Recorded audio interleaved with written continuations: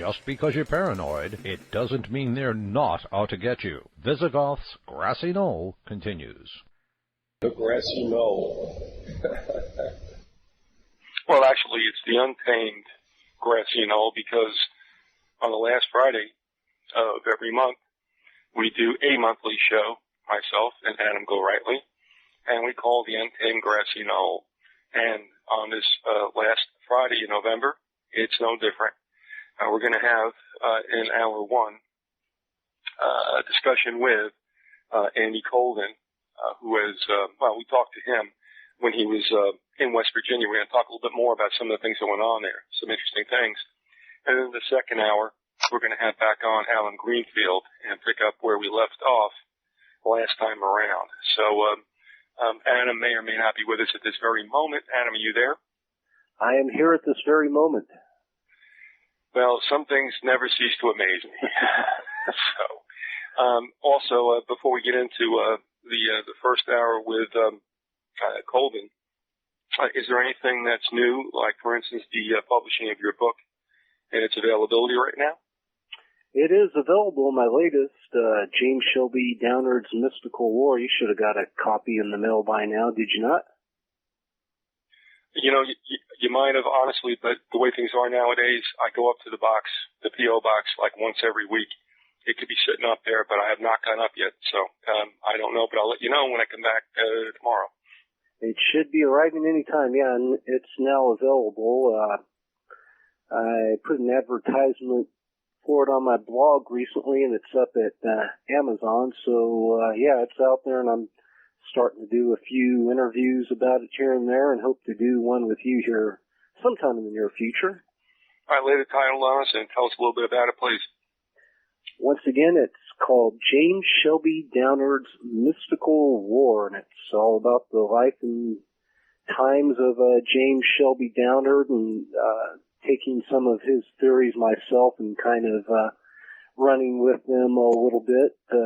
So, yeah, a lot of your listeners are probably familiar with Downard and his King Kill 33 theory, outlining how the Freemasons or the cryptocracy or whoever you want to call it used the 33rd latitude to plot the murder of John F. Kennedy and conduct other rituals on that 33rd degree. That's one of the things the book covers. It's been a while. I shouldn't say you just, because probably one of the first things you sent me, I don't even know if we did anything about this on air. Yeah, I think we did. And that is Disneyland. As it is in California, here, of course, it's Disney World. But Disneyland, is that close to the 33?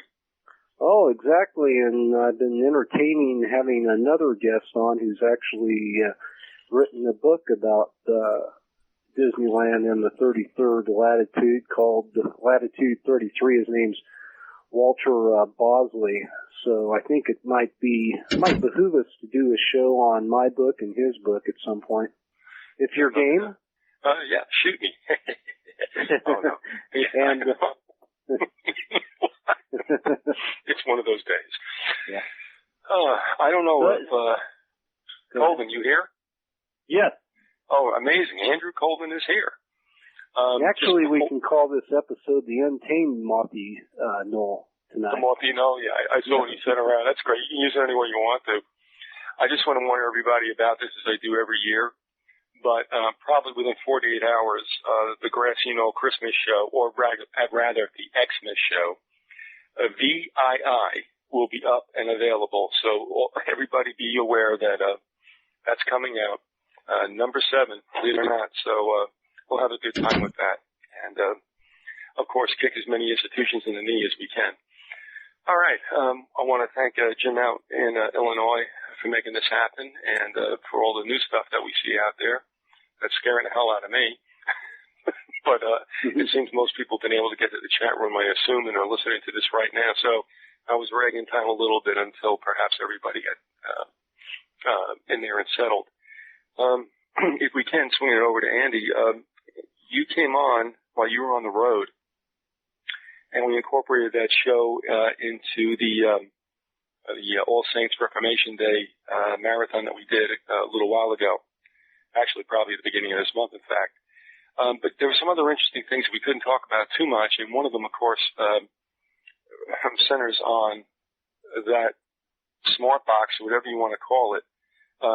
Would you just tell us, Andy, what in the world was going on with that device and what it's about?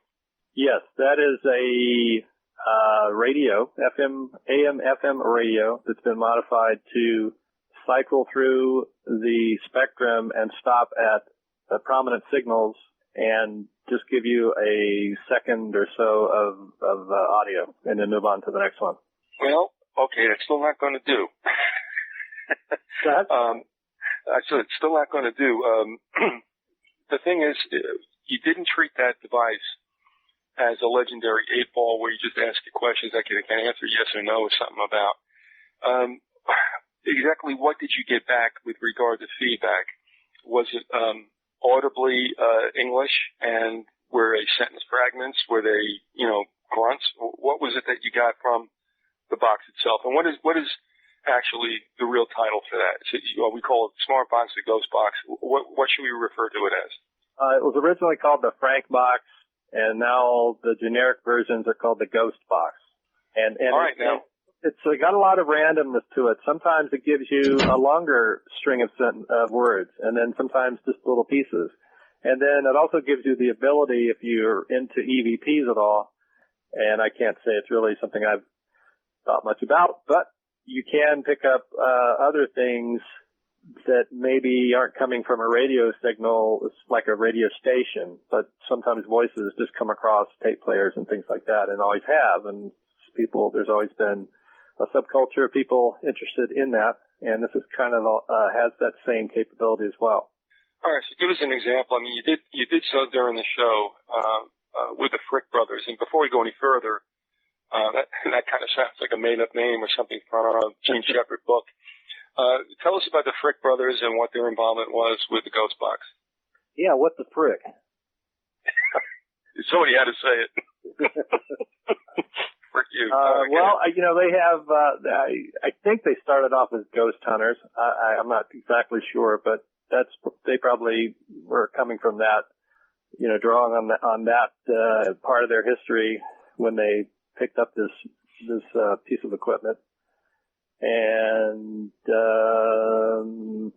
they work on the Mothman Festival each year, and okay, they're doing the Ghost Box, Okay, as painful as this is for all of us, let me give you an example. You went to certain sites. One, why did you go to the sites, the locations that you did? First of all, tell us why you went to the places you did. Well, the main thing I wanted to do was just to take the Frick brothers to my part of town and show them the places where things had occurred, and I also wanted to test for radiation. I had a radiation. Mm-hmm. What's the word for that thing?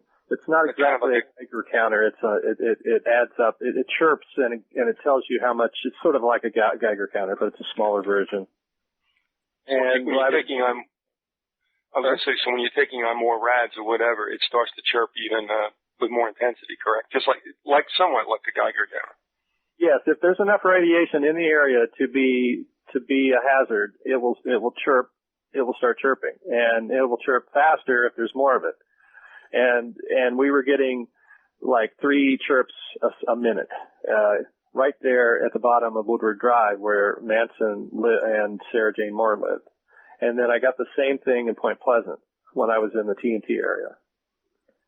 But Andrew, is that to say then, I mean, that those areas are really straight up kind of unhealthy areas for people to be if they live there for a protracted period of time? Well, if that Geiger counter is correct, it would. Yes, it would.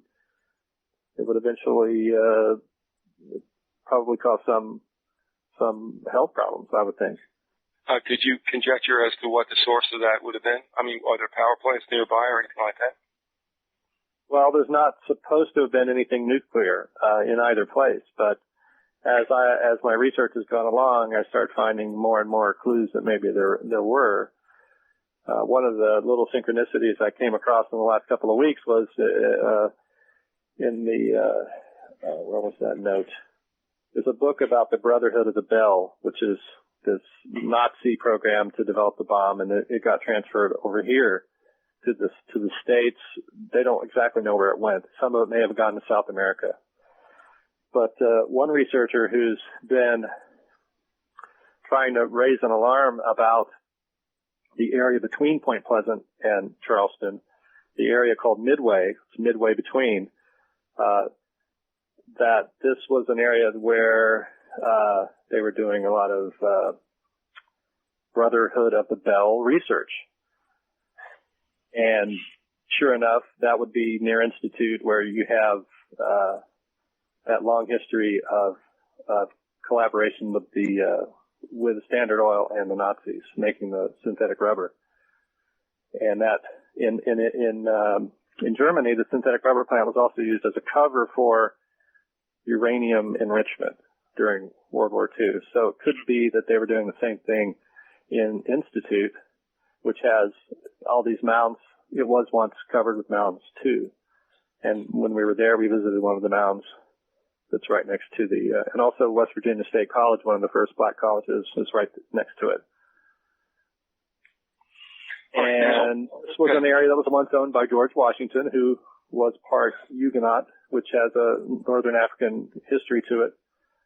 And he was given that land for collaborating with the British, basically, and surveying all of Virginia and West Virginia. And basically, the British generals got control of these large tracts, and then they would give him big chunks of it. And that's the land right near Midway, which Washington owned, that the soldiers who later marched to Point Pleasant and killed Chief Cornstalk camped at. That's where they made their camp. And it was basically a big military sort of organizing point at the place called Red House, which there's an old house there. It's been there for a couple of 100 years that Washington, I don't know if Washington built it, but it's on that land, and it was built by one of the generals.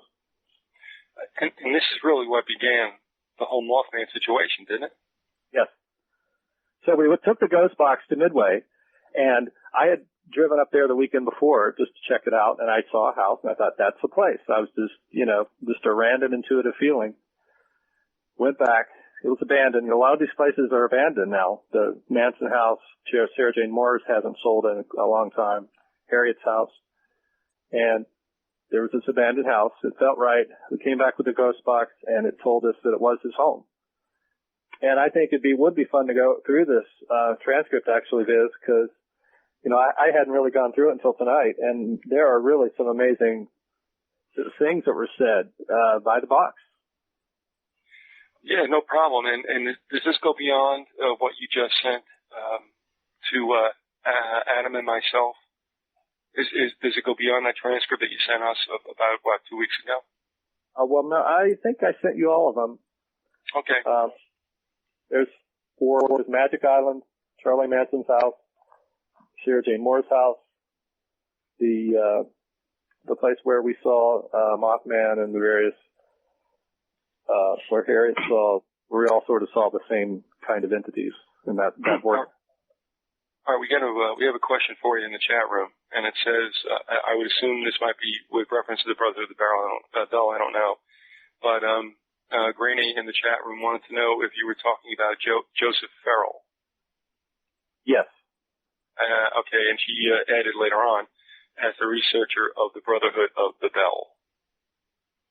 Okay. Yes, and I found it interesting that William Dean Ross is coming from a different sort of angle. He was claiming that he worked at West Virginia State College, which is also next to the Institute plant, and that NASA and the NSA were studying this vortex that was up Route 34, which branches off of the river and goes up.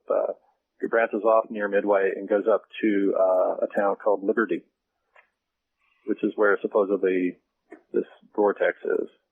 Mm-hmm. Okay, yeah, and by all means. We also have a vortex, I think, on Woodward Drive. But a vortex. Go ahead.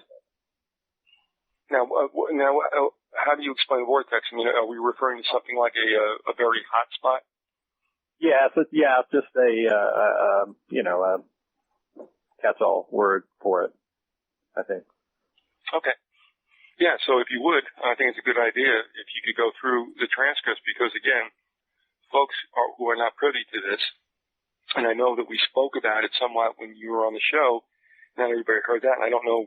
Now, wait, there's another thing going on here, too. Let me mention that because it's very timely.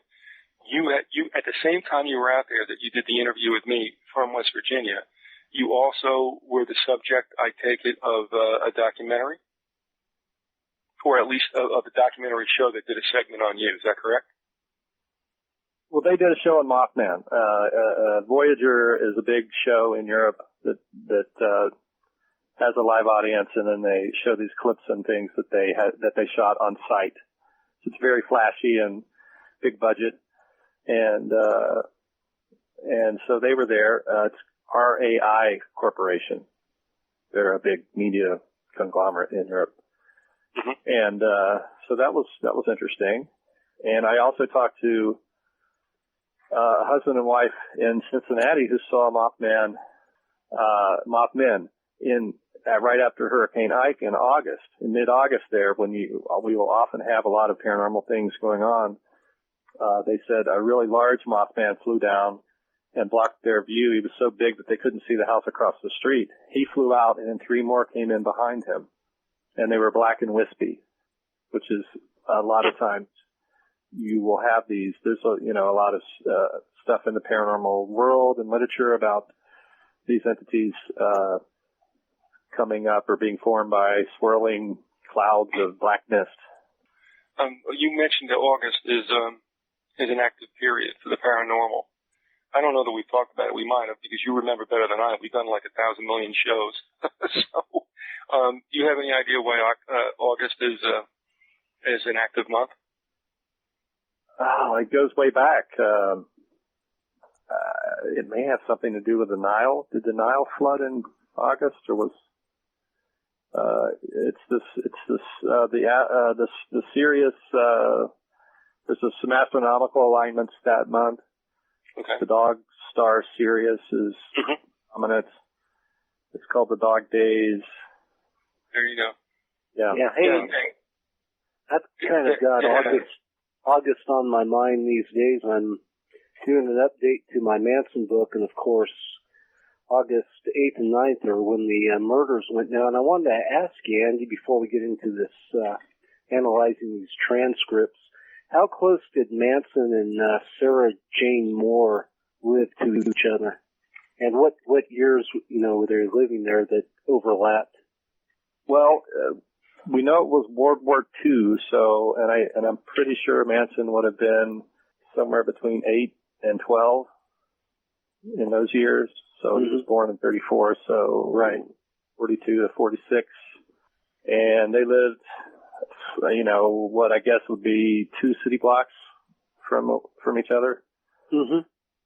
And that's, again, that's right where the radiation is now. And, the so-called vortex where all these entities are seen is about a mile up the road from their places.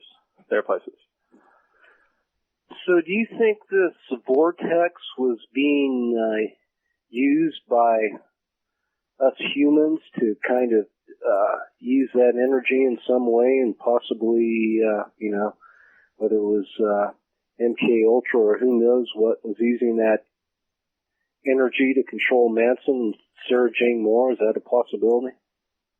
That's a possibility, and it's one I've been kicking around with Eugenia Macer's story lately. She likes to view it as, this cosmic play where entities cause people to do things, sometimes beyond their conscious knowledge. Sometimes they're good things, and sometimes they're not. And she recently sent something that sort of gave me an indication of what's different about her than Keel. Is she thinks Keel's theory is more, he's saying about the same thing, but he believes it's more automated. that, the eighth sphere or the eighth tower is sort of a computer, like a human computer or consciousness computer. And I think she's more, maybe anthropomorphizing it a bit more or something. I think the difference between them is it's sort of crystallized for me in that, one of them is talking about there's this thing in Buddhism of the union of bliss and emptiness being the key to enlightenment. And I think Keel's probably more leaning toward the emptiness side of things and seeing consciousness as a computer that's operating. And that's really quite in line with what the Buddhists view mind as. But once you realize that your mind is like that, suddenly that's where bliss enters in, because you're released from the guilt or whatever you might want to call it, the personal responsibility for all that working. And a lot of times all of our suffering, it is said, comes from that identification with that. And so once that is released, you're able to then just be happy knowing that you're sort of a flowering being of the cosmos, and the enlightenment is reached. And so that's the difference between those two. So there's more than one way to view how these entities work. Mm-hmm. Listen, I think they're all sort of the same, and I was sort of viewing them as, I was thinking of titling the fourth Mothman book something like Conversations with the Collective Unconscious. Because to me, the collective unconscious is the way to describe all of it. Consciousness creates everything, more or less. But you can break it down and start to get more relative with it. Right. If you desire. Okay, Andrew, if you want to get into the transcripts and, what they're all about, go right ahead. Do you want to hear a little sample of the sound here? This is totally random. I've got the reality series playing. This is disc 6 of the reality series, which people can buy if they just want to add it to their collection. I've got it. Let's see.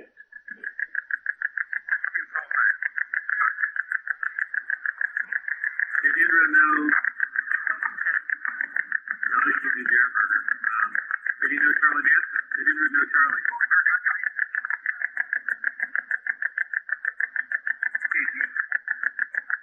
So it'll spit out words, and then it'll spit out some more words. And is that enough? Yeah, sure. But again, people are going to say, it's just random. Like I was, somewhat kidding around with about that old game, with the 8-ball. You used to ask a question, and something would pop up. But obviously it's much more intelligent than that. So can you tell us, or give us through the transcripts or however you wish to do it, what kind of exchange you had or the Fricks had with the machine, what you would ask it and what it would spit out? Yeah.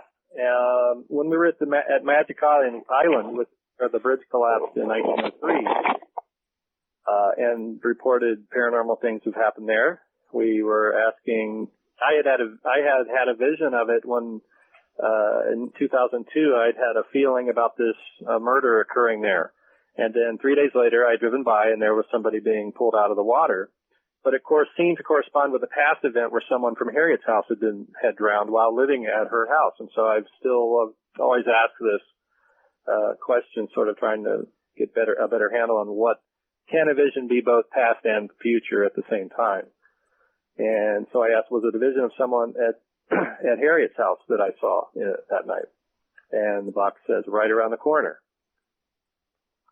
So it could be someone living next to Harriet, which we've often actually thought of, because there was a couple of strange people living next door. Was the vision from the past or from 3 days later? It says after this year. And then backwards, a million years this Indian. Now, a lot of these things, the backwards thing it's funny because a lot of these seem to work where you can piece together meanings here from what's said forwards and backwards, often in the same sentence. It's almost like could it be spitting out words that somehow can tell us something in both directions? And it's funny because I once wrote a song about an Indian that was 1 million years old. And some song lyrics, things came up in the new book, the Mothman 3. I was just finishing up the design file for it this week. And there were some things said in David Lynch's last film that were direct lines from songs I had written in 1986. And that same year, I had taken a photo that said, "Do you want to see?" in it. And in that film, which just came out a couple of years ago, there was a scene in his movie that had the same words and a very similar image. So it's just odd synchronicities that crop up. We asked, was my vision from the future of the drowning? Box. It's like one fatal attack a year, Andy. And backwards it says, forgive me or forgiveness.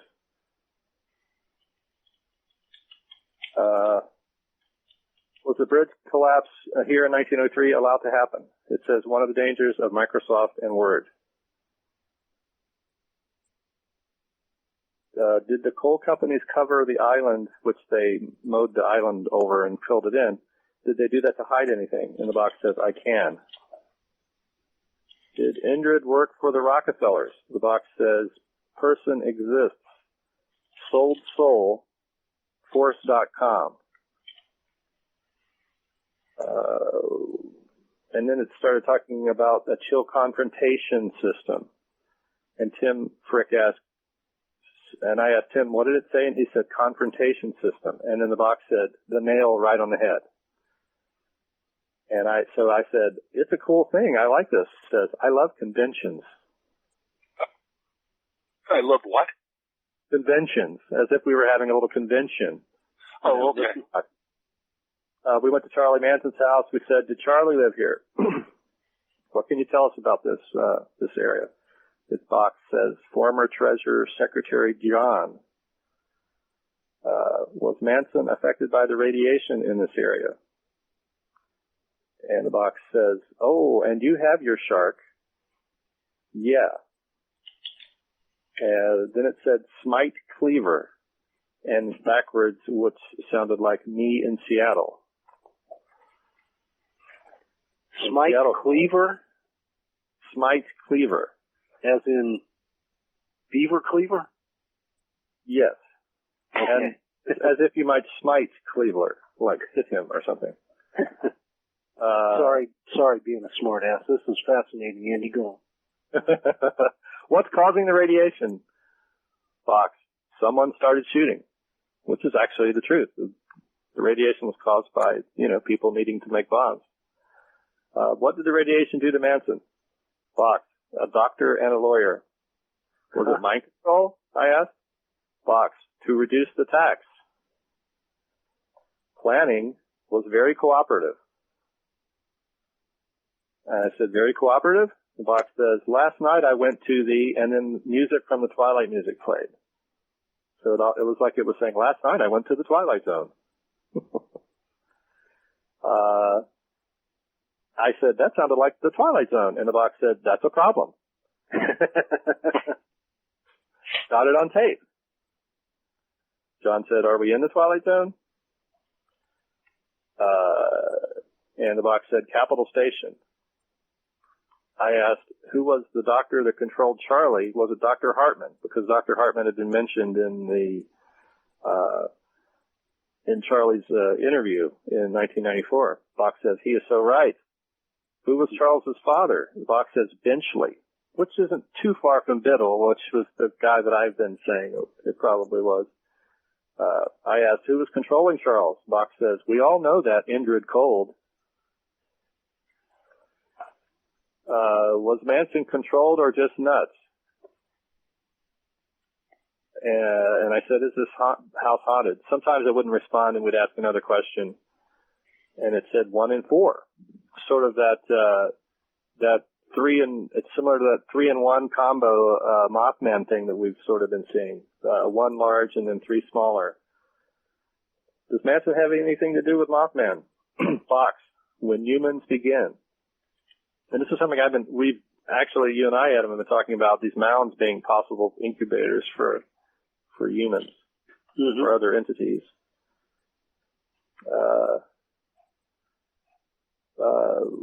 Was Charlie mind controlled by Nazis at St. Gibeau? Were these the same guys that were doing the UFO abductions? The box says, she loses all her hair.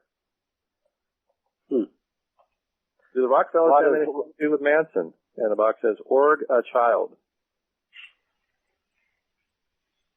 Some of them are a little, it really makes an impact when you look at the words on paper as you've highlighted them, and you can almost see that the answers are sort of they could be slightly before or after your question. And this is something John Frick just actually emailed me just now, and he was pointing this out, that the box knows what you're thinking, so it says things slightly out of sequence. But it can also be deceptive and manipulative at times, he says. You shouldn't put complete merit in anything it says because we don't know what it is for sure and what isn't. What is true for sure and what isn't. I think it works right along the same, it works along the same way the UT phenomenon works. That's the ultra-terrestrial phenomenon. And it may be part of that.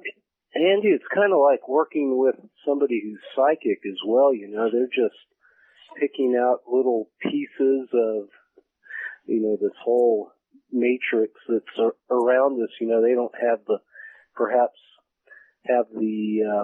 full picture of what's going on, but they have little pieces of it, you know. So it's you as a researcher, you're trying to pull all that together. Yeah. Shall we keep rolling? Mm-hmm.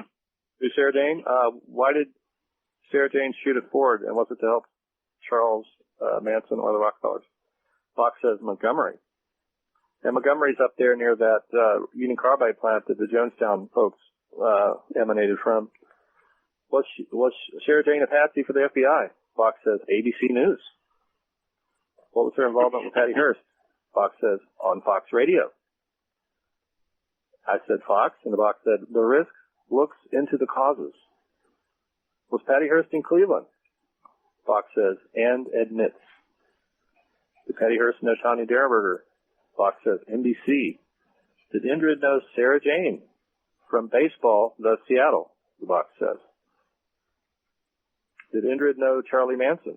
The box says, to prove your country, eradicate the infections. Treasury Department official. And Charlie actually almost used that exact wording in his interview when he was talking about using bug spray on the planet to kill all the people. Can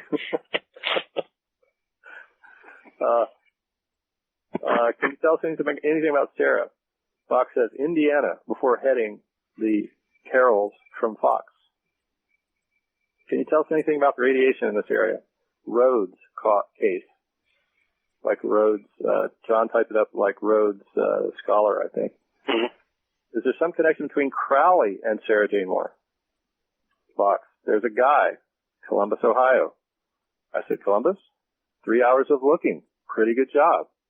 As if it took Crowley 3 hours to find Sara in Columbus. Was Crowley ever here when we were at that time on Woodward Drive? Fox says, thank you, veterans. Bastard. And backwards that it said this time. I said, was Sara Jane Jewish? Fox says, they have a chance to. And I asked, were they involved with Con Meats? Because her maiden name was Con. And the box says, some of the worst fires, struggling to where she can break the news. And she was often trying to, this was one of Sara Jane's issues, was that she was always she was working with ABC, I believe, trying to get her story out about the Symbionese Liberation Army, whatever that story was. I think it was more on their side, trying to tell their side of it, supposedly. Did Sara Jane know Jim Jones? The box says the politic, which backwards sounds like it's Robert. And there's the Robert's name has come up a few times in our tales here. Was she an agent for the Rockefellers? The box says Flash went to SN2, which backwards means watch out. Where is she living now? The box says the law, higher force. It sounds like a Crowleyite sort of reference. His book, The Law. And then it's the last thing it said in that sequence was, it's their secrets. And then we went to the shrine site, and I asked if Harriet had seen the Flatwoods Monster, and it says, she's a healthy girl, and it says, I love you. Because she actually came to the belief that it was a spirit guide of some kind that cared about her. And I said, did she see this Virgin Mary? Because it looked like the Virgin Mary at one point. And there was a long pause, there was a few seconds pause, and then I said, what was it? What was what I saw here, the Mothman? And it says, right. This campaign went through, don't be a stranger. Backwards. Did Tommy really see Mothman? And the box said see, which could be interpreted as yes in Spanish. And he's a language expert. Did Tommy see aliens? See. And then it says in English, yeah. And then it said 2 eyes, backwards. Was the UFO he saw an army craft or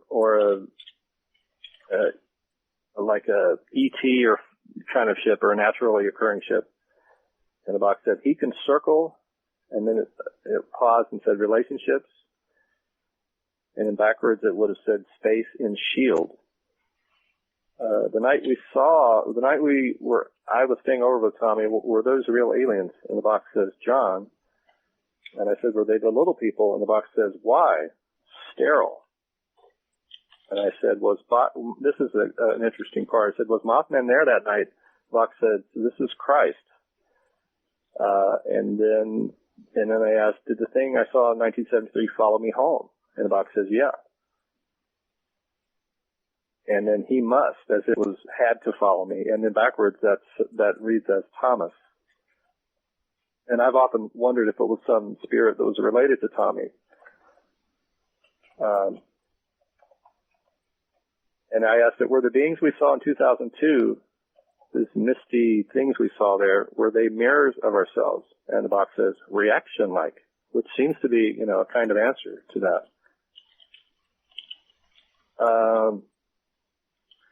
I asked if Indrid had jabbed my dad, and it sounded like it said yes when we were there, but then when you play the tapes back, it sounded like something else. It said prompted, and backwards, let go. And let go is the name of the photo. One of my photos in the Mothman show that I had was just the words let go. Then there's, let's see. I asked if Tommy's dad was an agent, and it said yes. Was he an occultist? The box said wife loop, which his wife was a beauty pageant winner, like Patsy Ramsey's John Benet's mother.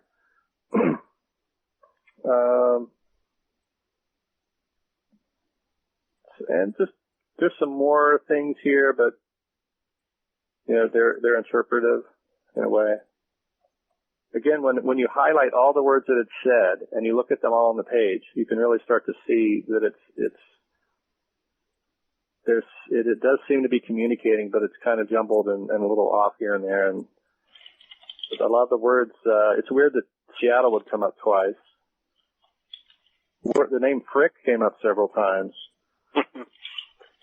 Hey, this seems sort of like the Burroughs cut-up method. Some of it makes sense. Other parts of it seem like gobbledygook. The one that stood out to me the most going through the transcripts was the last passage. John asks, any last words? And the box says, white one, and then he's ancient. Mm-hmm. Think you could have been talking about Mothy there? Yeah, because actually there were a couple of sightings of a flying white creature that was either light gray or white. And it's pretty interesting. It says he's ancient. Mm-hmm. I know all your studies in the Garuda and these type of things, that he's somebody that's always been here with us, or for a long, long time. Well, another interesting thing was that the box said that Indrid Cold's real name was Morgan.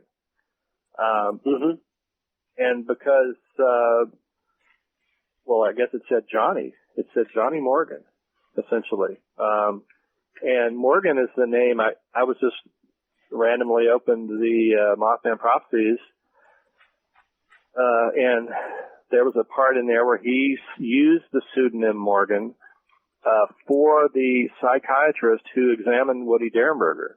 And I'm thinking that that's the doctor named Jensen, who was an Air Force psychiatrist, who did the official, like MUFON, accepted psychological exam. But it's interesting that Keel would use a pseudonym that is the same name that the box is saying was Indrid Cold. Maybe Keel knew that his name was Morgan, and he often seems to have done this. He seems to have dropped these clues in the story that are not quite straight away for whatever reason. Probably because it's info that's was a little bit hot at the time, And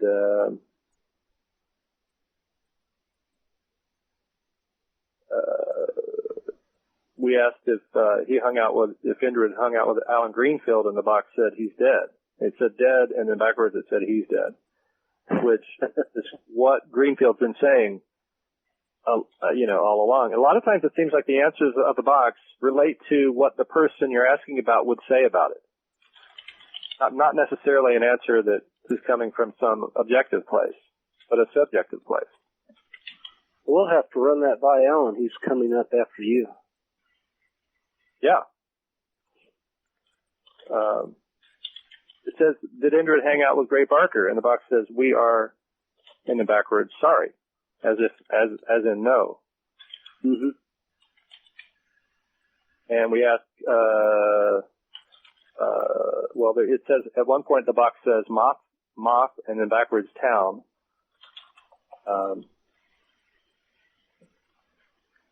And then it says John, backwards Frick. There's a reference to a camp. I asked it about South America, that Colonia Dignidad, and the box said camp back, and then the backwards it said that's crap. What do we take from that? I don't know. I don't know. How about you ask the box, was he an occultist? And the box said wife loop. Yeah. You have some kind of sex orgies going on there? wife swapping? Oh, well, I don't know. You can read a lot of stuff into this. Yeah, you could read, yeah. She did end up working for NASA, and I think still does, at a pretty high level, so, who knows what, okay, yeah, that was, okay. We asked if it was, did Indrid work for the Rockefellers, and it says maybe. I'll take that as a yes. That's kind of like, yeah, we can only say so much, maybe. Can't, They didn't say no. Yeah. They didn't say no. We can neither confirm nor deny.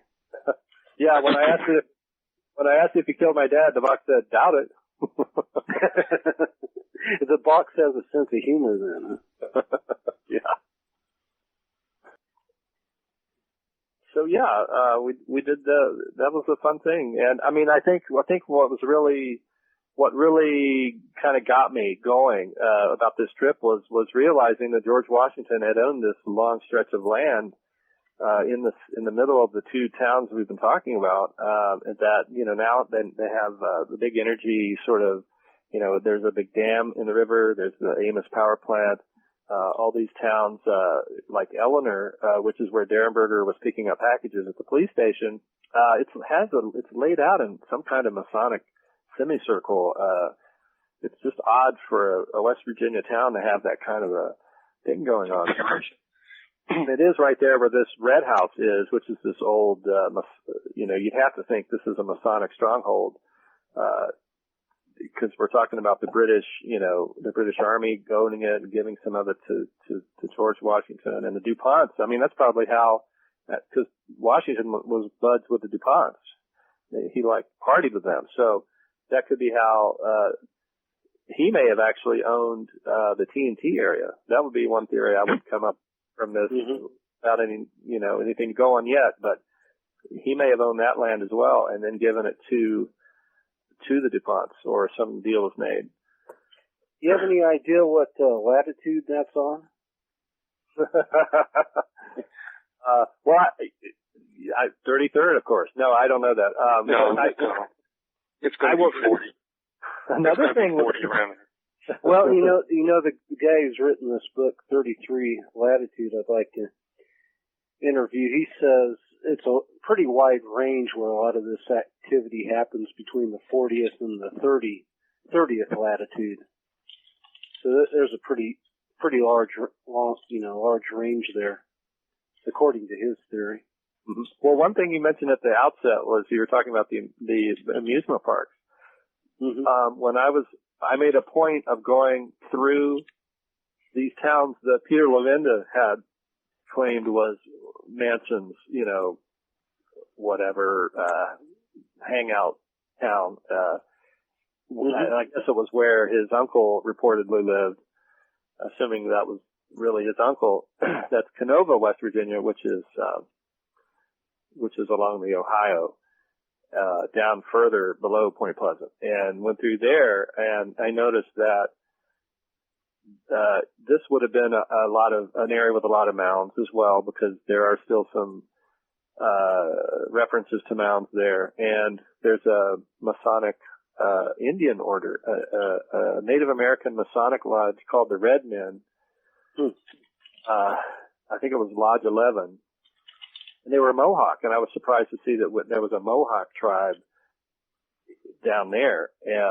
But this is an area that you have three rivers coming in and would have been a sacred area. And what they did, well, Marathon has put one of their biggest facilities there. So you have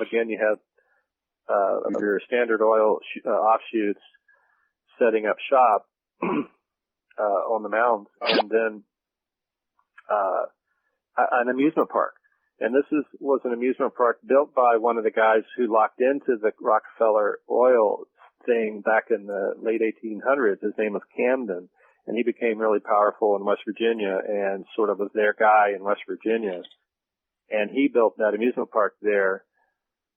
Probably it's over top of some mounds. And I went by there and noticed that they had a dragon statue out front. Looks kind of Mothman-y. But that whole area just had that feel of very similar to mound, where you have, former mounds, chemical plants, and all that.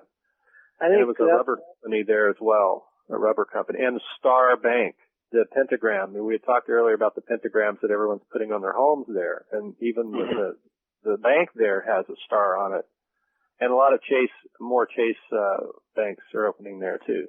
Of course. Hold on Star a second. Sirius, some would suggest. Hold on a second, Andrew. Let me ask Adam this, because, you and I had this conversation, Andrew, and we said as much when we were in, one of our, I don't remember which one it was. But Adam, not a big deal, but did you notice at all that some exterior decoration is finding favor with, it seems, suburbanites? Actually, there are two things. One, the sun with a face on it, with the 4 points coming out of it. And the other one is this big freaking star. Yeah. Not everybody can have a son or a daughter in the service. And that's what it kind of looks like. Have you seen any of this as far as a favored exterior ornament? Well, hasn't the star been a favored exterior ornament for a long, long time? Especially during the holiday seasons? Well, this thing, it does not seem to be related to any kind of holiday.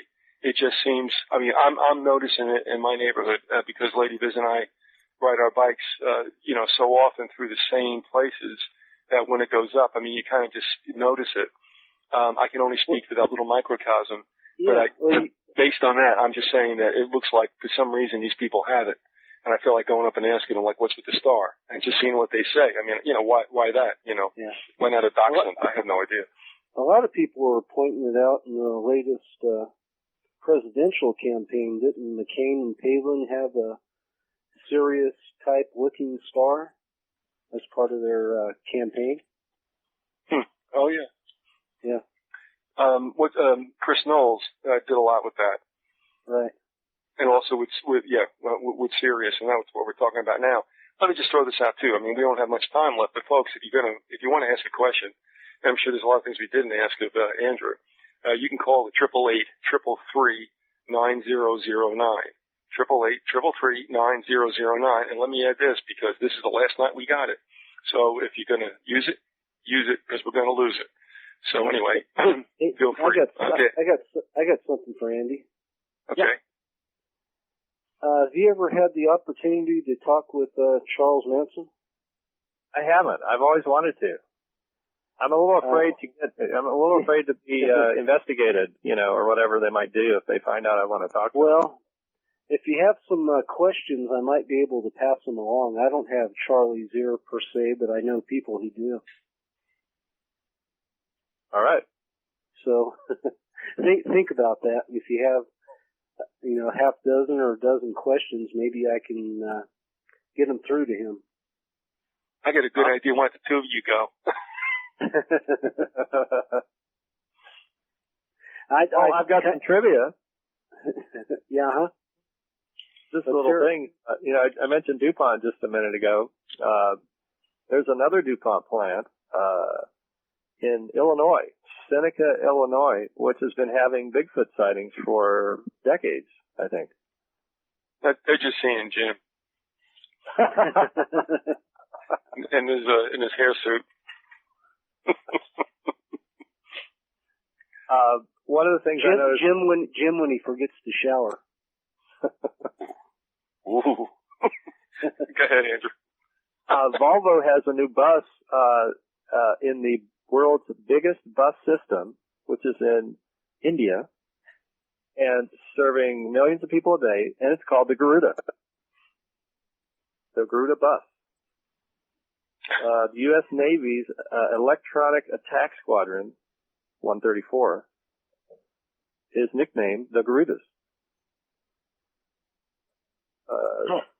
The Mongolian Garuda is called the Khan-Garud, like Khan Garuda. Here we have the Khan name again, as in Sara Jane Khan.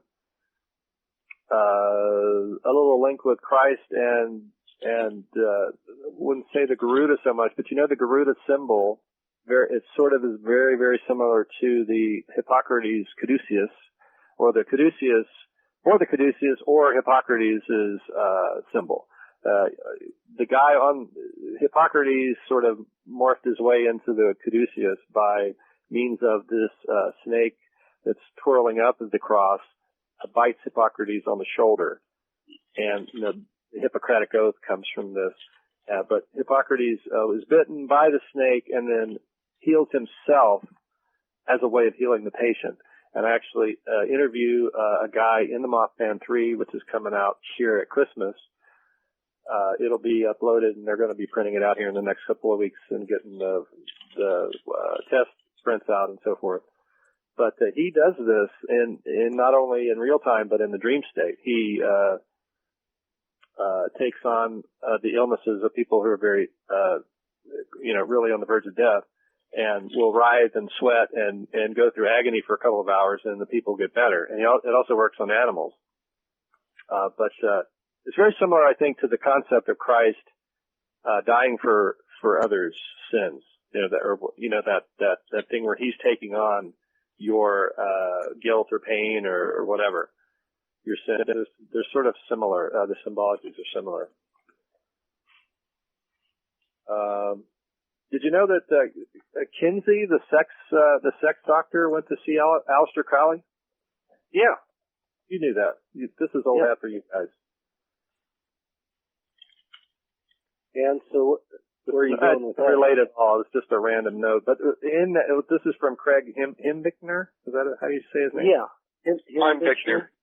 Heimbeckner. I liked his idea about the Adam Kadmon, because I've talked about that. That's also a Christ-like figure on a mound, with his arms spread out, sort of the first human, perhaps emanating somehow from a mound or from an earth energy. Heimbeckner is saying that the Jews viewed that as their androgynous perfection of the Jewish male or something like that. And it sort of points out this, I think the essential idea is that all of these birdmen are symbols that we have for the enlightened state. And I also, just before I came on, I was listening to an interview with a lady who's written a book called Alex. Her bird was named Alex. She's a professor at Harvard who studied this bird for 30 years. And it developed, could speak many, many English words and actually would often figure out words. Her point, is that birds are the only animal out there that can do this. And so there is something about humans and birds where birds are able to pick up our language and actually, from what she could tell, learn even when you're not like programming it with the words. Like sometimes it would come up with the words on its own that it had not been programmed for. Hey, Andrew, we got to hold it right there. We come up to the hour. But before you go, tell folks what's happening with the most recent edition, please, of Mothman. Oh yeah, that's the Mothman 3s. Again, going to be uploaded this Monday and should be available by Christmas on Amazon. And the Silver Bridge book came out a couple of months ago. Gray Barker's original classic, and that's a really good book. And we've got some videos up on YouTube from the Mothman Photographer series. Just do a search on Mothman Photographer. And also working on a book with Bruce Pickford. And Adam and I are going to get started here pretty soon, it sounds like, too. That is still the plan, yes, indeed. God, that's frightening. Yeah, it is. All right, Andrew, thank you for being with us. And you and I, of course, will continue what we're doing, but we thank you for being with us in this monthly show. And we'll catch up with you, you and I especially, before Merry Xmas. So thanks for being with us, and folks, stay with us. In the second hour, we're going to have on Allen Greenfield, so stay tuned to the Untamed Grassy Knoll. Okay, and next up, I think we have him on the line, is the noted ritual magician and UFO researcher and all about man around town, Allen Greenfield. Allen, are you there? I'm here, as I was last night. and oh yeah. I got to hear about this. I had a senior moment. You said it was a Spooksgiving thing, so I thought it was on Spooksgiving. Mm-hmm. That's easy mistake to make. Yeah. And last time we planned to have you on here, we're going to talk about some spooky episodes you've had in your life, and maybe we can stay on topic this time. Not a chance, but we'll try. I've got it all written down in neat little notes so that it will jar my memory and won't make any difference. However, we have a synchronicity. I don't know. Oh, let's hear about it. Okay, in your first segment, you had on my coworker, Andy Colvin, which is coincidence enough, except, of course, for my my theory about you can only meet people in your circle no matter where you go or what you do or what you take an interest in. So that's not that much of a coincidence. But all that I heard, of course, when I dialed in was just the very tail end of the segment. And you were talking about Alex, the African gray parrot that talks, or he was talking about it. And I had just before I picked up the phone, my African gray parrot, actually my wife's, but we're not going to fight over it, named Nico, was being unusually annoying, and I figured I can't keep this in the room, so I locked him in the bathroom. Well, I didn't have to lock him in the bathroom. Put him in the bathroom because he was going to imitate various various things that I say and do at inappropriate times, and made it very clear that he was going to be on the program. So if you hear muffled sounds that sound like a person, they have the intelligence and adulthood of a 4-year-old child. It's quite amazing. And I was well acquainted with Alex, the bird of the same feather. That could be interesting. We should have your bird on the show sometimes. Viz used to have a parakeet or a what'd you call the thing? The thing. Vyzygoth? I used to the late Vyzygoth, for whom I'm still mourning. Watch it. Oh, I'm sorry. And also, hey, Alan, does your bird know how to dial PETA? Yeah, probably. But we're not going to experiment. No, my bird does really great comments like "come here" and they bite you, and the backing up of a truck and the sounds of orgasms are especially, and of course in the living room, the timing is always immensely good, and it annoys me to no end to know that this bird is going to be calling me long after I'm dead and gone, right? They get 15 and they live to be sometimes 70, 80 years old. So, do they really live that long? Wow. Yeah. I mean, in the wild, generally they sooner or later something eats them, but they have a life expectancy of 70, 80 years. That particular breed of parrot, and all parrots are pretty long lives. Not as long as tortoises, but then they live more active lives than most tortoises do. Tortoises just get bigger and bigger and don't move. Mm-hmm. Like trees. It's boring to be a tree, I think. I haven't been one in a while, so I don't. Well, we'll leave that alone. Oh, by the way, I got a turtle, too. I got the visit turtle.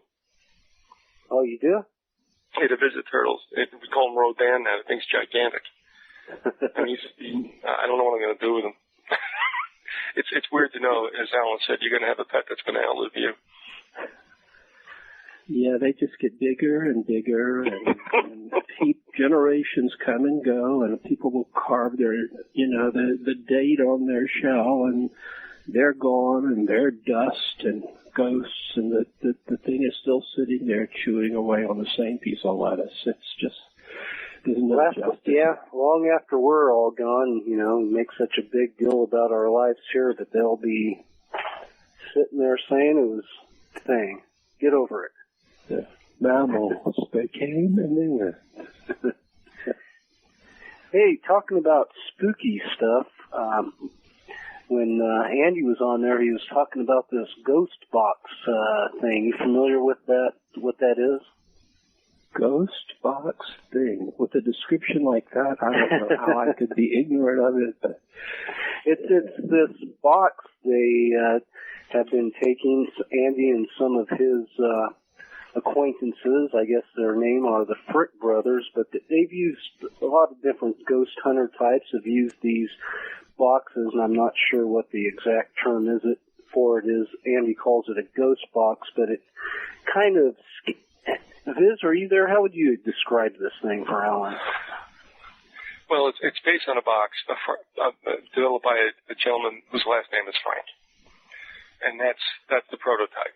And since I guess this guy's either anal or there's a problem with trying to get anything from him, there are others that have come up with boxes that are akin to it. And I was kidding around, likening it to what we all remember from our childhoods, with the old 8-ball, when you would ask the big 8-ball, a question, and it would come up with something, and you would make sense out of it. This is not the case with this particular device. It does, for the most part, give intelligible answers. I mean, obviously not compound, complex sentences, but it does give something that it would seem to be other than random in its responses. And when Colvin and the Frick brothers were going through certain places in West Virginia, you might call, quote, hotspots, they were asking questions of the box. And Andy, in this last hour we did, gave us some of the responses. And people can take away from it what they will.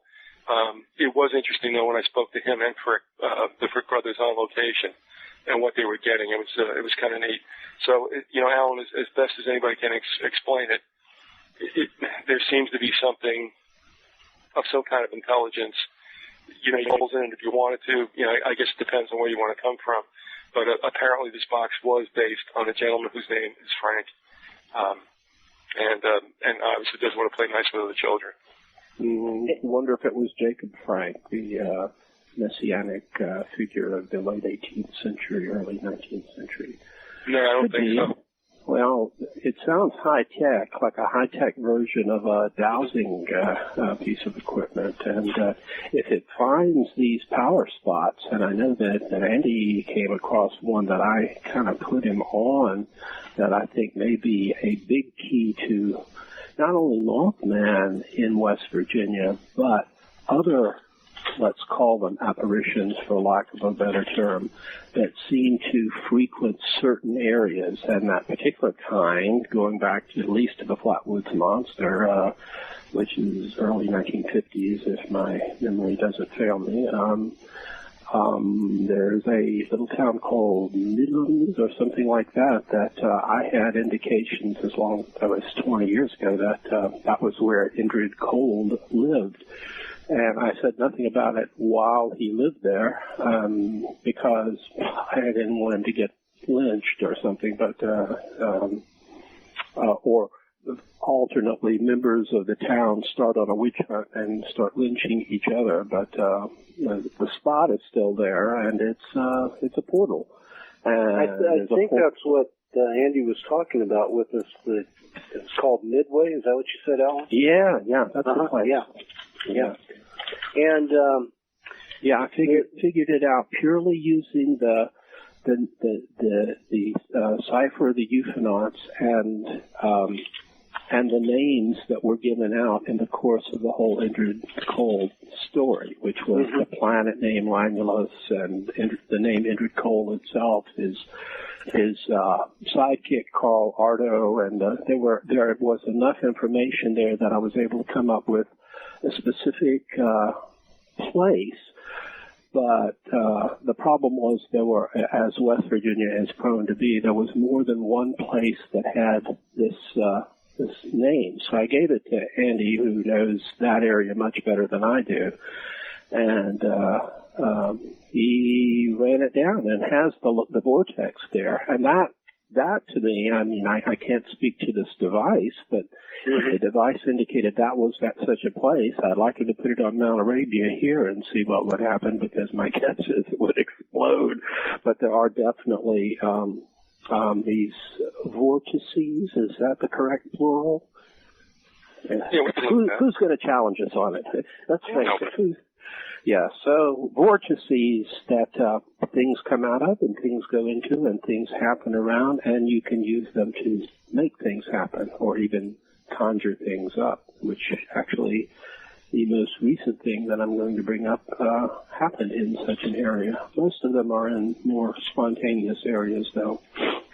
Before jumping into that, he did take this box around. It seems to pick up things on the AM channel, if I gathered correctly what he was telling me, and he asked them some questions. I think he went to different locales, like near Charles Manson's house in West Virginia. He might have gone to this Midway area, and he asked about Indrid Cold, and he asked about Gray Barker, and he also asked a question about Allen Greenfield, and the question was, who was he talking about here? But the question was, did this he isn't getting into my love life, is it? And if so, we need another program. No, we're not getting into anything too revealing here, or we'll see. Pretty bleak answer, but they asked the box, did he hang out with Allen Greenfield? The box said, dead.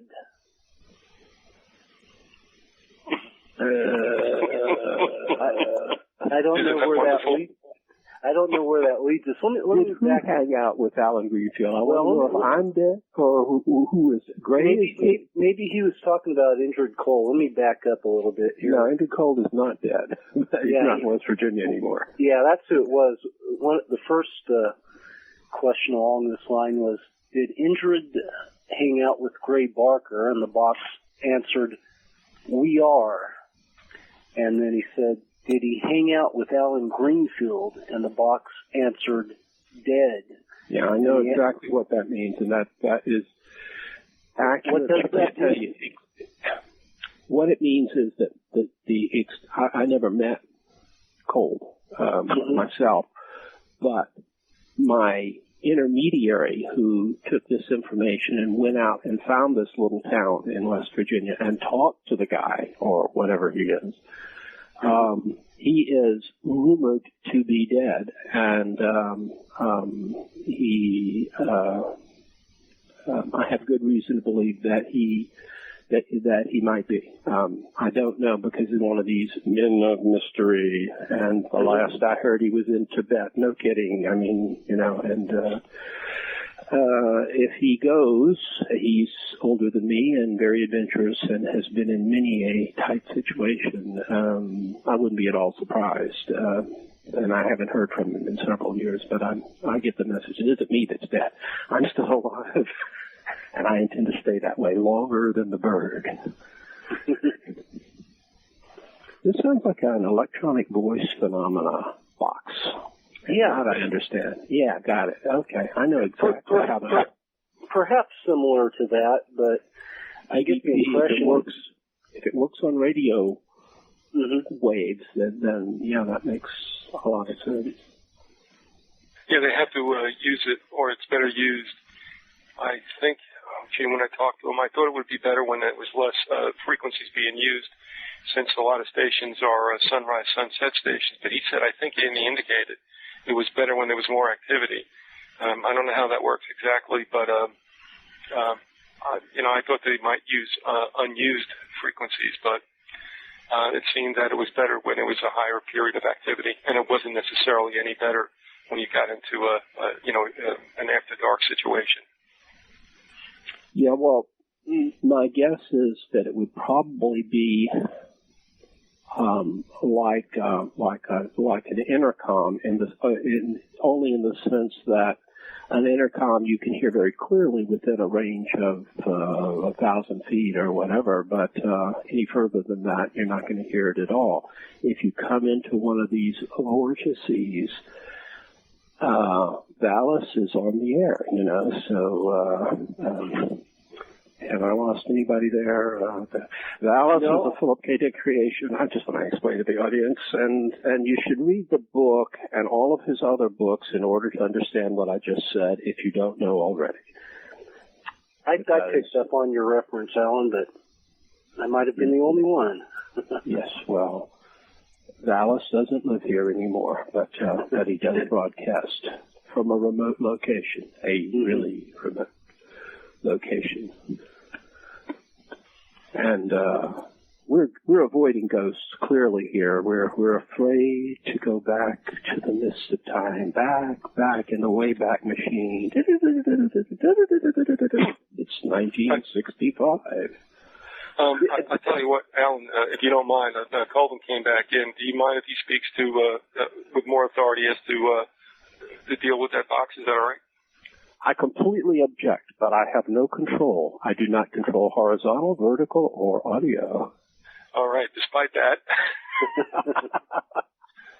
Andy, do you want to speak to Alan? Hi, I'm here. Andy. Hello, here. Andy. Did you call Mosley and get straight with him? I sent him something. Yeah. Okay. Because I think the old boy was slipping. Don't he? Well, he doesn't listen to the radio, so what is it?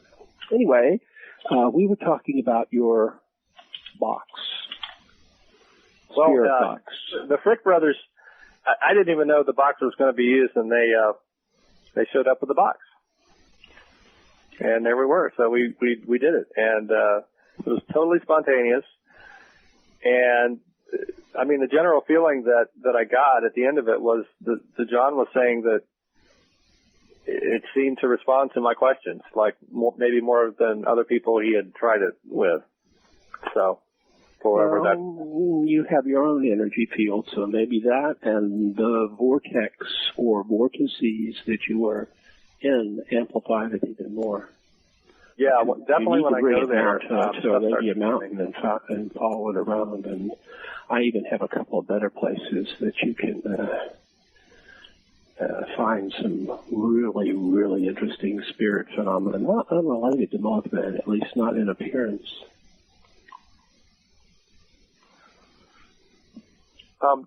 One question I had for you, Alan, was, and you may have already answered this at the beginning. I missed the beginning. I just was wondering how you got involved in the beginning with Gray, how that all came about. Oh, gosh, 1961, 62, somewhere in there, I started reading Saucer News, and that was during the Barker-Mosley feud, which of course was fraudulent, but was very entertaining, and they were having a good time with all of us. And I met Mosley at the first National UFO Conference in 1964, and he said, next year we need to bring Gray. So from then on, Gray came to the conventions, and I got to be very friendly with him. So from 1964 until about 2 years before he passed on. I didn't hear from him during that period for a variety of reasons. I was kind of out of touch, and he was very ill, and mysteriously ill. And that's basically it. I mean, I saw him every year at conventions and often at the little gatherings we would do in New York on New Year's Eve, where we would go into Times Square or at the New York Hilton and gather the strange among New Yorkers, the strangest New Yorkers that were around, which was relatively strange by my tastes, and watch the ball come down and discuss the nature of the universe. That was Eugene Steinberg and Timothy Greed Beckley and Jim Mosley and John Keel and Gray and myself and one or two other people always dropping in. It's funny because in Mosley's book, there's some pictures of that time period in some of those parties. I guess they're parties he threw, and they look pretty wild, like Tiny Tim and Muhammad Ali. And are you familiar with those photos? Oh, I'm not familiar with the photos particularly, but I do know that Jim in his Fort Lee, New Jersey days, which he spent, 20 some odd years there. He had some fabulous events. And he and Gray got together usually in West Virginia, and they would as they put it in one long lost videotape, they would use this herbal substance to get themselves into a higher state of attainment and make phone calls and create mythos within mythos within mythos. Remarkable guys, really. Well, this seems like it worked. This is a bit of a revelation here. You said they were always drinking, but they were doing other things as well, huh? Yes, spiritually uplifting herbal Nepalese things. Mm-hmm. You don't have to go any farther than that. Om Hom Tram Maria. It's good for the Dalai Lama, so why not for Jim and Gray? Well, as Puharich said, that those kinds of stimulants and things aid the process of having these sorts of experiences. Puharich probably got his first dose, a herbal essence at one of Jim's parties, but that's just a guess on my part. I wasn't there, but let me tell you that the New York UFO/weird phenomena scene anticipated the 1960s counterculture by a good 10 years. I mean, it was just what they were doing in the 50s and early 60s was what became the entire New Age phenomena after that. Of course, you can also count the little group in Southern California that made up the outdoor conventions that they had there, the remote ancestors of Burning Man at Giant Rock. Right. But that really was the foreshadowing of the whole New Agey thing. And I think without that, there would have been no such. What mysterious phenomena is preventing us from talking about ghosts? Have you noticed? We can't do it. Well, last time you were on, Alan, there was some weird phenomenon that occurred, and I actually wrote it down because it sounded so odd. And anyway, I won't read it unless you guys really run up against some air. I'm fascinated. You were talking about I'm predicting disturbances in Mumbai, India, and in Thailand. Oh, I'm a little late. I'm sorry. It's just. But I was out of the country. No, that alibi won't work on this one. Kerry always said, "Say you were out of the country." So. Well, the weird phenomenon happened last time when you were saying, and I quote, "The same underlying force of the universe impinging on our consciousness, our world, our parallel world." If you want to inject a little quantum mechanics into it, I see a great deal of similarity between all of these areas. I don't understand unless people aren't cross-cultural, so to speak, and then the voice cut in to say why people don't foresee that. No. And then you guys all got quiet and were wondering what had happened. Wow. That happened on our last interview? I didn't hear it, but it fits because I remember we did get interrupted, and I just made one of those lame little jokes that I make when something happens to the machinery, and I said, the Men in Black are at it again, or something like that. But that's right. I remember that now. Yeah. Well, and then it happened again. You were saying the thing that caused me. Okay, Viz started talking about it, and he's talking about the broad part of one broad matrix of phenomenon. Actually, this may be back to you. I think you start talking again, Alan, and you said it's the outside impinging on our consensus reality. You started talking about Bender. It's doing it again. Yes, you started talking about Bender conjuring up the MIBs using a magical word. Boom. And then the feedback came again. Right when you mentioned Bender. Well, if it's going to happen, I suppose mentioning... Did I say Bender or did I say Caic? That was his magic word to summon them up, What was it again? It's spelled K-A-Z-I-K, and he was given it by the Men in Black and told that they would manifest in his spooky room with all the spooky stuff. It was sort of the precursor of the haunted house effect and the current fad to decorate everything around your house as Halloweenish. And that's funny because I have a poster in the Mothman I did with a picture by Frank Kozik, who's probably the number one poster artist in the country, and who happened to work in a VW shop in Austin when I was living there. And he was the guy that sold me auto parts, and that's how I got to know him. Interestingly, I just was reading a book about mind control called Modern Weapons. It's about two girls who got mind controlled, and there's a quote in there about their men in black or the government ops people using Volkswagens to drive around in, and that would echo what occurred with the men in black in West Virginia starting to drive VWs in 1968, which was actually right when Harriet started getting visits from probably Indrid Cold. That's very interesting.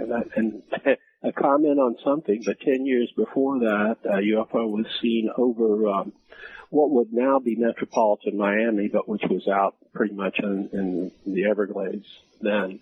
A very large cigar-shaped UFO lowering Ford Skylarks with a driver in each one, and the witnesses saw like 20 not drop down, but I mean put down on the ground, and they drove off. And all of them the same model, same make, and then 10 years later, of course, it was a foreign car, which is a reflection of the cultural thing. And the fact that if we're doing programs about this stuff and manifestations are happening while we do the programs, that conforms to my notion that the investigators become part of the phenomena. When I say that, people often think that I'm saying they are hoaxing, but it's not that at all. It's that even the hoaxes become part of the real phenomena, and that was something that Gray always said that, if you study the ufologists, you will find out more about UFOs than if you study the UFOs themselves, and I think that was a very profound thought because I have found that to be true. You become part of it. It's like you get into this slightly parallel world that comes to be affected by you and has its effect on you. And the interesting thing is, if you have a program that frequently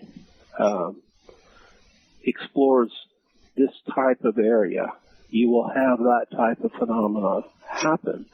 But if you have a commercial program that is just occasionally doing that sort of thing, I do this radio program periodically called the X Zone, and it's out of Canada, but they've really spread all over the world. It never happens there. They go to commercial and they ask you 2 more questions and they go to commercial. It's run by a nice guy, Rob McConnell.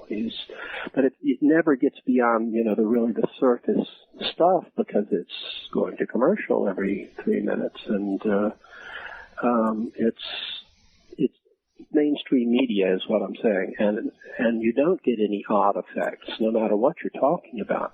But if you're sort of inside the zone of the paranormal, then paranormal effects become part of that. It's almost as if to talk about it is to create a seance.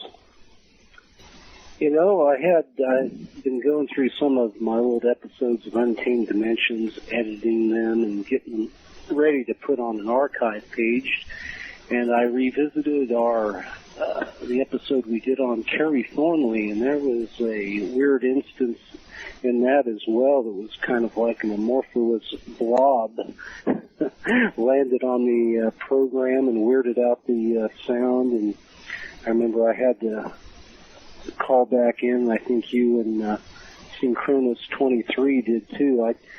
I didn't really analyze that to see what we were talking about particularly when all of that happened, but that was another strange instance. And I think at this point, Alan, I'd like you to, before we get too far afield, at least to visit one of your stories we talked about, having you talk about tonight, and I would encourage Andy to stick on the line. But right before Andy came on, you were taking us back to 1965, so why don't you do that? Okay, it's a small thing, and it's totally personal, and I have, in this particular case, and I often do not mention things that I don't have a secondary witness for. In fact, it even has an amusing aspect to it if one detaches enough. But there was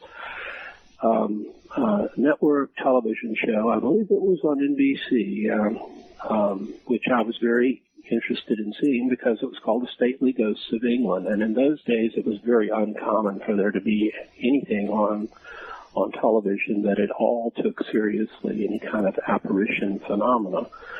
So I was sitting alone in the den of my parents' house.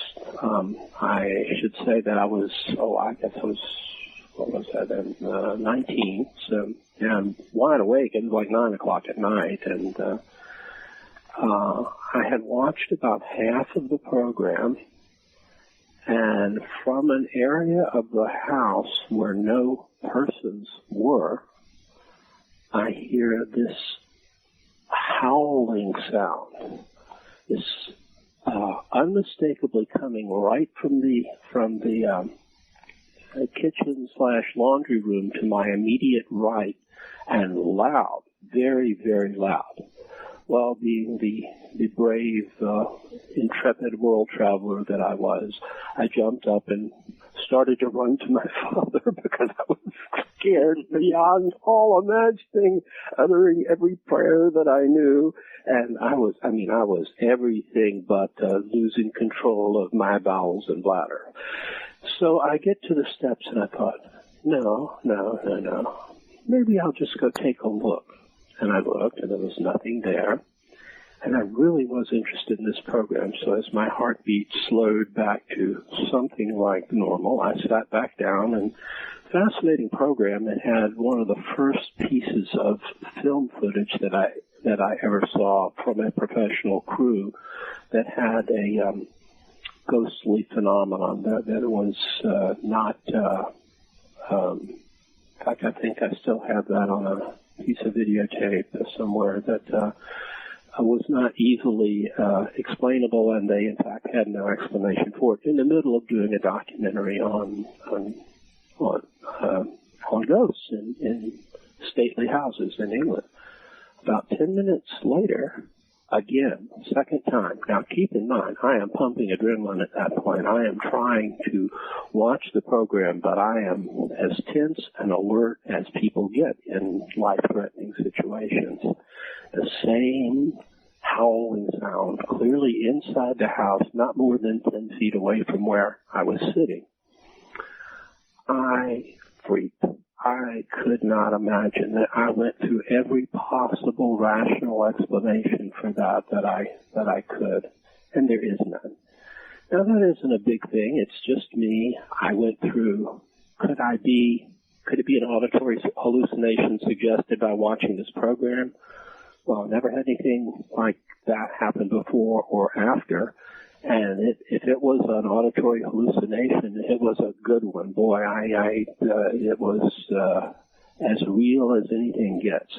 And it was spooky. And that was like the first thing of that sort that I can remember in my life. And the lack of additional witnesses was, or physical evidence was, made it something that I've not put in any books or anything, but it was a very early example of, I'm sure that the program and my interest had something to do with the manifestation, but I think the manifestation was perfectly real.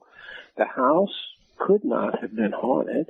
I mean, the house was built for us. It was not, no one had died in that house. Of course, I don't know about the property or anything, but it was as clear as the azure blue sky, as they say. A mixed metaphor, but we'll stand by it. And then, of course, 3 years. Maybe you were practicing ritual magic with the TV, unwittingly. Well, in the sense that I think I may have been invoking something, yeah, I was receptive to the supernatural. And I think the line between our day-to-day reality and otherwhere is much thinner, much thinner than people would like to think, even people involved in this work. We hold on to consensus reality with the barest thread possible. And things impinge on it all the time. The thing is, are we receptive to it or not? I think we filter out a lot of things because we couldn't handle them. They would be distracting. We'd get hit by cars or run into walls or spend all of our time trying to propitiate the demons of the night. So we filter a lot of it out. Some of it is, of course, things that probably are beyond the ability of our senses to, as I've mentioned before, I think on the program that you were referencing there, that they're simply beyond our ability to resolve with the five senses that we have evolved to deal with, lions and tigers and bears and large automobiles going at high rates of speed with drunken drivers, not demons and monsters and angels and other things of that sort. So our encounters are limited and probably much modified by the limitations of our senses in order to resolve them in any way whatsoever. Indeed. Any thoughts on that, Andy?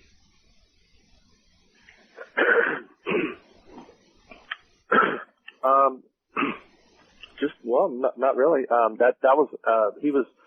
was saying that sort of thing last time when he got zapped by the phenomena. So I was waiting for it to happen again, and it didn't. Funny, so I guess I was too. We talked about that one. So I started looking around the room, but I would immediately suspect the bird. Well, I will throw this out. When I was back there doing the ghostbox experiments, I was spending the night at. Well, I thought I was going to spend the night at my sister's haunted A-frame, where people have seen groups of ghosts walking, up out and into the street, to the road. And someone murdered their family there. I mean, it's obviously got something going on. And we were there. I was trying to decide if I wanted to sleep there because I don't feel comfortable with it. And for about 2 hours, there was a squeaking sound, a really high-pitched squeaking sound coming from the trees high up, really pretty much continuously. And everyone noticed it, and my sister said she's never heard that before, and I've never heard it before. And it is that kind of a squeaky sound that people have attributed to Mothman. And I did not spend the night there. I just felt like it wasn't, it's too much. Remarkable. Let me mention two other things, sort of bring it up to date. One is old and one is ongoing. And the latter one might be of some interest to Andy and other people that are interested in the work that I'm currently doing too. But first I wanted to mention the best known thing that I've ever participated in. There's an power zone which is very, very haunted on the Georgia coast, which is a long way from here. It's an island called St. Simon's Island, and there are more ghost stories per square mile there than just about anywhere in North America. I'm sure there are a few places that are exceptional, but it's a little island with a lot of spirit stories, and I was particularly drawn to the legend of the Churchyard of Christ Church, which itself has a history. Christ Church is an Anglican church. It's called such. It's not called an Episcopal church. It's an Anglican church that dates from the 1740s, I think. Among its first priests were the Wesley brothers. And John Wesley was so taken with the weirdness of the Okefenokee and the native flora and fauna in Georgia that he went back to England, decided that the Anglican Church was inadequate, and became the founder of the Methodist, or as it's called there, the Wesleyan Church. Just little pieces of trivia. The church is still there. I'm sure that it has been rebuilt a couple of times, but the graveyard, of course, is very old and has, 250 years roughly of stories attached to it. One of the stories is that a young priest who was a newlywed had just gotten a posting there, which I imagine was a pretty backwoods posting, and his bride passed away shortly thereafter. And from that point on, the graveyard was said to be haunted. A mysterious female apparition, which was, given the coincidence in time, ascribed to the wife of the priest of the church. I heard enough stories from modern times that I was satisfied that this was a repeater. That is, this is one of those cases where there's reason to go with expectations that you might encounter something paranormal if you go to this churchyard at night. So I talked Jim Mosley and another friend into making the trek down there, and we went to St. Simon's Island, went to some of the other ghost locations with all of the equipment that one uses in those times. If you've read The Silver Bridge, there's a chapter called The Recorder that reminds me of the kind of stuff that we would carry around, listening devices and infrared cameras and all sorts of things that would, and walkie-talkies, things that would somehow make us seem official or whatever. The local police, of course, this is South Georgia in 1968, did not take too kindly to us and told us this little anecdote about a Bible salesman who had been walking through that graveyard a year before and had been shot. And Mosley was saying, "Now, what do you mean by that?" And I said, "Jim, I think that was a sort of warning, kind of, like maybe we shouldn't be poking around here." But we got to this graveyard, and in fact, in the church there was probably a choir practice or something going on. We went and interviewed, we had previously gone and interviewed the current priest of the church, who was not very happy to see us. And we were wandering around the graveyard together, and I just decided that I felt a tug that I needed to go off by myself. And I had for that time, a good 35 millimeter camera, and a very reliable film in it, a very reliable camera that I had used for a lot of documentary photography anyway. I wandered away, and it was pitch dark. There was like a half moon, but there are trees in the graveyard, and the trees have moss all over them. It's the perfect setting, the Gothic gray. And it's on the ground, pitch dark, no street lights, nothing, just one light from the side of the church to give you some kind of orientation. And I just mentally said, if there is someone here that would like to manifest, I'm available to that and empathetic and respectful of that now. And I felt a tug to take a picture of the side of the church, which, of course, in the dark was, from a rational point of view, there was just simply nothing to it. So I set it at a 1 second setting on the camera. And as I pushed the button, I knew something was going to show up on the film. I knew it for that moment. I knew it with utter certainty. And it goes, picture taken. When I got them developed, the developer had not developed that particular negative. So I took it back, had it developed, and I think it's still on my website. The photo has been analyzed by an official from Eastman Kodak who could find no explanation for it whatsoever. That is, in those days, they had somebody whose job was to figure out what anomalies were on film. And many, many years later, about 4 or 5 years ago, I happen to know a guy who's a retired Eastman Kodak official, currently resident in Russia, who has access to really high-end technical analysis equipment. And in fact, that was he was an executive of Kodak, but his job had been photo analysis. And he considers it to be a genuine apparition, that is, an anomaly that can't be explained by any rational means. And it shows a decomposing face with wisps of hair, grayish hair, and a collar which looks very much like the kind of Victorian collar you would expect for the period of time that the woman who is thought to be the apparition died, and probably was laid to rest in that type of outfit.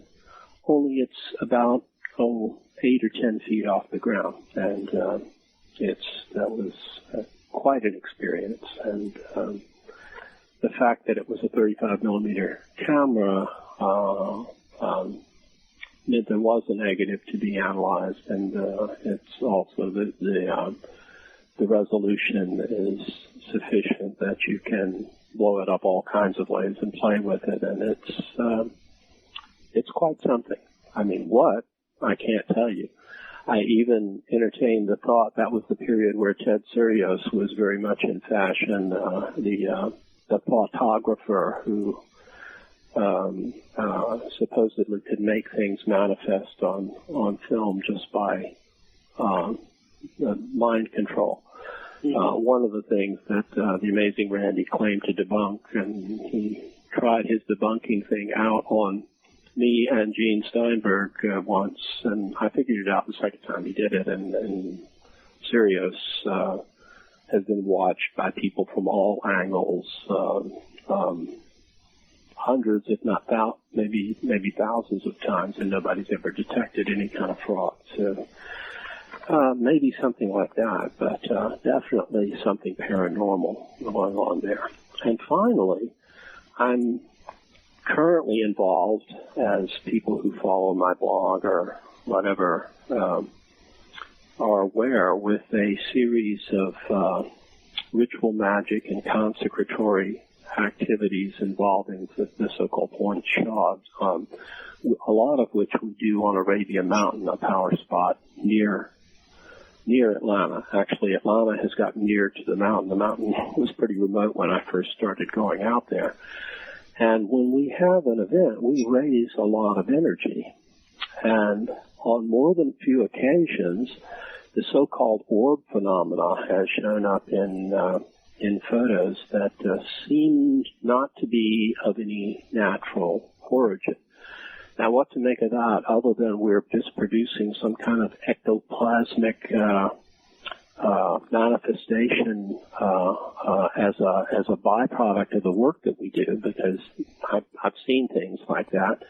I don't know, but that's an ongoing thing, and I've come to kind of expect it to happen. And indeed, in any number of instances where we do a lot more work in the spring and summer than we do at this time of year, because Arabia Mountain is sort of a uncovered granite outcropping, and the wind chill factor there is not quite that on K2 or Everest, but you would think it is. So we do most of what we do in the warmer months.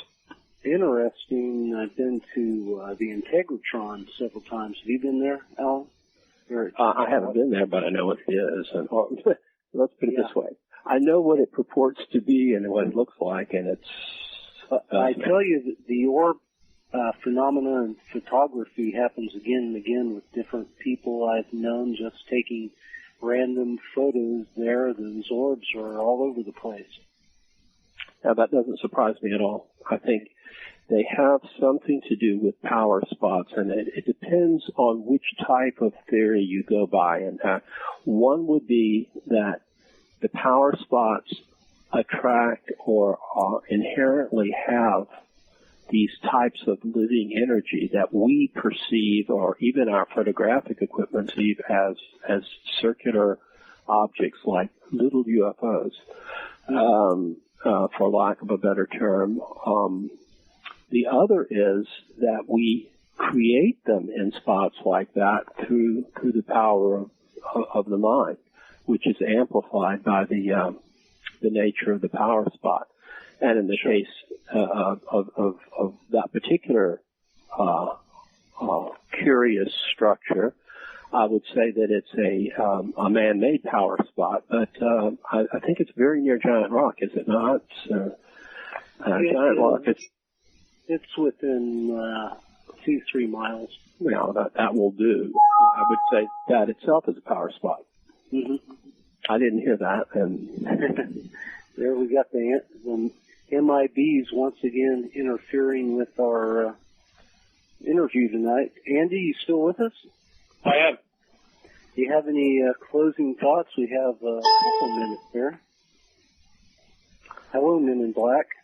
I know you're there too. Go ahead. We love you. We love you, Mothman. We love you. That's an inside joke. I'm just happy to be here and have enjoyed talking with Alan again, and I think we're on to something in general. Very good. And Alan, any closing words on your part before we wind this episode up? I'm glad that, I'm always glad to be on your program, but I'm glad I can, because we have worked together profitably, on maybe not financially profitably, but who knows, but certainly productively. And, can I plug my new thing to plug? Certainly. Okay. In my effort to keep the lights on and the heat on, I've got two things going right now. One is it's a specialty, and it's a one-time thing. The original I Joined for the Sex Magic T-shirt. And if you want to find out about that, I mean, it's started a movement. It's HTTP and all that stuff, but no www. Just all in as one word. Small letters, sexmagicshirt.synthesite, synthasite.com. And the other thing is I have the last few copies of the original Looking Glass edition, mint condition, uncirculated copies of the Story of the Hermetic Brotherhood of Light. And I have those at same beginning there, no www, but Hermetic Light, one word, .synthasite.com. That synthasite again is synthasite.com. Hermeticlight.synthasite.com. Kind of like the rhythm of that. And I'm autographing those, and they're at a special price. And you can buy them with your major credit cards and PayPal and anything that's left since the Depression started. You know, whatever. Or good looks. Will that buy anything? Huh? Never mind. You must be putting me on. Well, gentlemen, thank you very much for coming on, and we'll talk again. Bye. Good night, guys.